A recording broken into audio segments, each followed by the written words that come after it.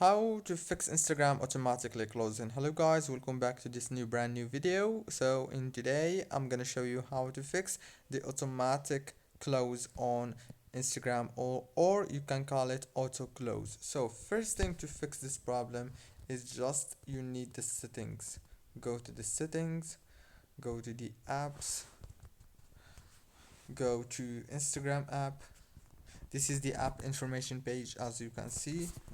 All what you have to do here is very simple. Click on the power usage details.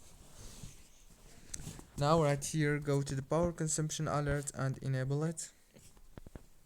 After that, all what you have to do is go back, click here on this option for stop, go back to the settings on your phone, click on wireless and networks, enable the airplane mode and wait a few seconds.